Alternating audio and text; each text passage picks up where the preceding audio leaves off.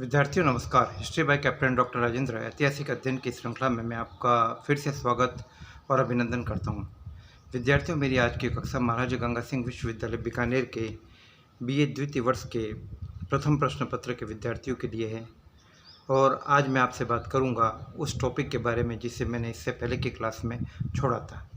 मैं आपसे बात करने वाला था खलजी क्रांति और इससे जुड़े हुए महत्वपूर्ण तथ्यों के बारे में। विद्यार्थियों, मैंने आपको बताया कि खलजी क्रांति अपने आप में विविध प्रकार के अनुभव और नवीन प्रयोगों का एक युग था। खलजियों ने बहुत सारी बातें अपने आप में साबित करके बताई।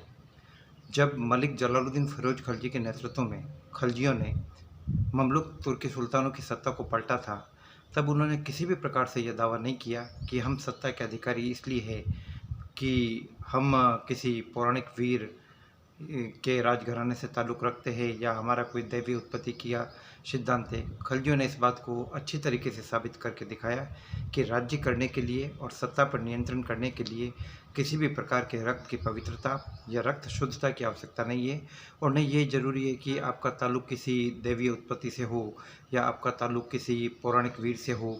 जैसा कि बलबन कहा करता था, बलबन बार बार अपने दरबारियों के कानों में चीख कर और चिल्ला कर ये बात कहता था कि वह सुल्तान इसलिए बना कि उसके ऊपर ईश्वर की कृपा है, वह सुल्तान इसलिए बना कि उसकी रगों में ईरान के महान पौराणिक वीर अफरासियाब का वंशज है। विद्यार्थियों, जब खलजियों ने सत्ता परिवर्तन किया, जब खलजियों ने सत्ता की बागडोर अपने हाथ में ली, तो उन्होंने इस प्रकार की किसी भी बात का दावा नहीं किया। कहने का मतलब ये कि खलजियों ने यह अच्छी तरीके से साबित करके दिखाया कि राज्य या सुल्तान बगैर किसी दैवीय उत्पत्ति की बात किए अपनी योग्यता के बूते पर अपने शासन को चला सकता है। दूसरी बात विद्यार्थियों, खलजियों ने ये साबित करके दिखाया कि धर्म इतना महत्वपूर्ण नहीं है राज्य के लिए।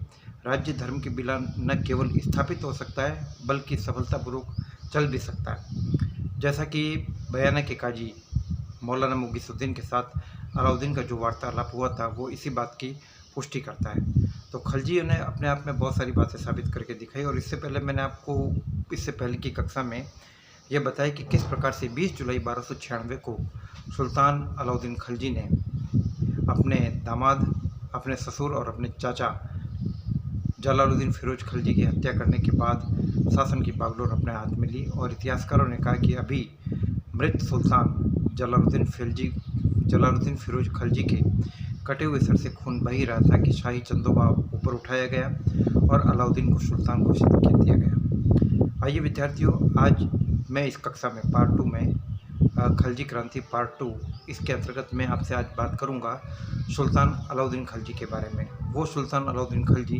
जिसने कि 1296 से लेकर 1316 तक दिल्ली पर हुकूमत की थी। वो सुल्तान अलाउद्दीन खलजी जिसने कि अपने आप में विविध प्रकार के नवीन प्रयोगों की शुरुआत की। और अलाउद्दीन खलजी स्पेशली जहाँ अपनी राजनीतिक विजयों और उपलब्धियों के लिए तो जाना ही जाता था, साथ ही साथ वो इस बात के लिए भी जाना जाता था कि उसने एक बेहतरीन बाजार व्यवस्था कायम की। अलाउद्दीन की बाजार व्यवस्था की महत्ता विद्यार्थियों इस बात में नहीं थी कि वस्तुओं के मूल्य कम थे, बल्कि विद्यार्थियों इस बात में थी कि वस्तुओं के मूल्य स्थिर थे, और लगभग 20 साल तक वस्तुओं के मूल्य स्थिर रहना अपने आप में बहुत बड़ी बात है। आज के प्रजातांत्रिक और जन कल्याणकारी दौर में और विभिन्न प्रकार के आर्थिक विधियों से प्रशिक्षित अर्थशास्त्रियों के होने के बावजूद हमारी सरकारें वस्तुओं के मूल्य को स्थिर नहीं रख पा रही। तो ऐसी स्थिति में सुल्तान अलाउद्दीन खलजी की यह बाजार नियंत्रण व्यवस्था इतिहासकारों के बीच में और अर्थशास्त्रियों के बीच में चर्चा का विषय बना रहा। तो हम इस बातों के बारे में भी अध्ययन करेंगे। इससे पहले हम सुल्तान अलाउद्दीन खलजी से जुड़े हुए विविध प्रकार के तथ्यों के बारे में जानकारी प्राप्त करते हैं। अलाउद्दीन खलजी ने अपने जीवन काल में काफ़ी विजय प्राप्त की, और दिल्ली सुल्तानों में यानी 1206 से लेकर 1526 ईस्वी की दिल्ली सल्तनत के इतिहास में यदि किसी महत्वपूर्ण शक्तिशाली सुल्तान की बात की जाए तो वह अलाउद्दीन खलजी था। अलाउद्दीन खलजी ने उत्तर भारत के विजय अभियानों को सफलतापूर्वक संपादित किया, और वो पहला दिल्ली सुल्तान था जिसके समय में दिल्ली सल्तनत का प्रभाव डेक्कन तक जा पहुंचा। अलाउद्दीन खलजी ने अपने शक्तिशाली सेनापति मलिक काफूर के सहयोग से दक्षिण की चारों रियासतों को अपने अधीन किया, चाहे वो देवगिरी के यादव हो, चाहे द्वार समुद्र के होयसल हो, चाहे वारंगल या तेलंगाना के काकती हो, चाहे मदुरा के पांड्य हो।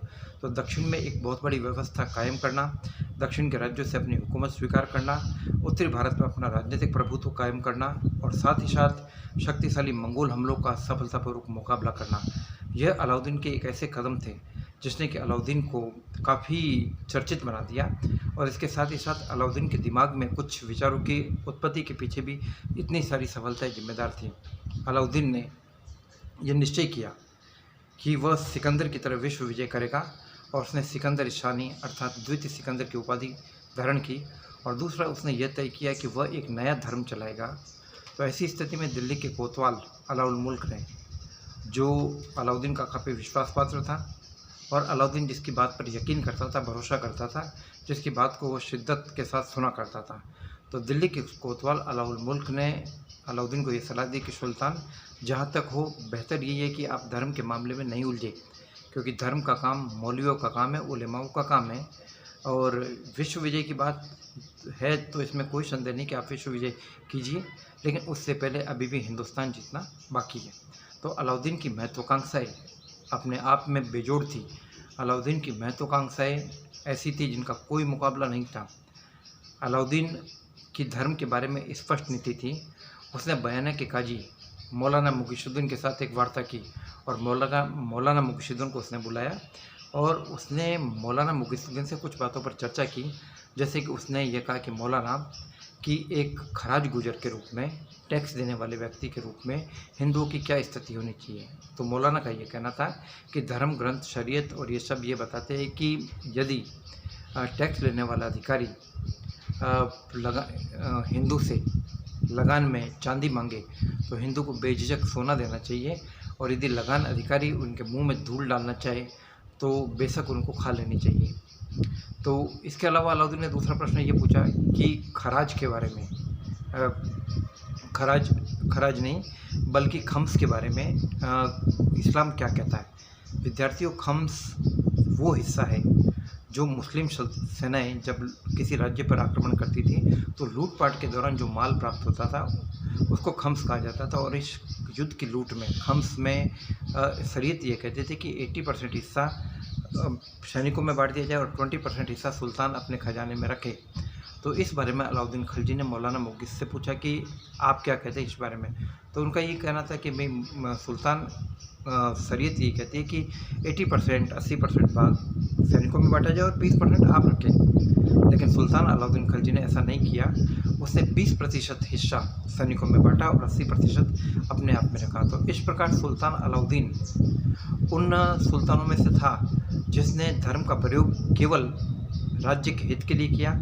उसने मौलाना मुगिशुद्दीन की टैक्स संबंधी सलाह को माना, लेकिन खम संबंधी सलाह को उसने नहीं माना। तो इस प्रकार अलई क्रांति के प्रतिपादक सूत्रपातक खलजियों ने और विशेष रूप से अलाउद्दीन खिलजी ने यह साबित करके दिखाया कि धर्म के बिना राज्य न केवल खड़ा हो सकता है बल्कि सफलतापूर्वक चल भी सकता है। उसने मौलाना मुगिशुद्दीन को कहा कि मौलाना, न मैंने कोई धार्मिक किताब पढ़ी है न मेरे पूर्वजों ने, लेकिन मैं आपको कहता हूँ कि हम हमेशा से मुसलमान रहे और मैं वही कदम उठाता हूँ जो राज्य के हित के लिए अनुकूल है। ऐसा कह के उसने मौलाना मुगिशुद्दीन को विदा किया। तो मौलाना मुगिशुद्दीन के साथ ये वार्तालाप अलाउद्दीन की और खलजियों की धार्मिक नीति को स्पष्ट करता है।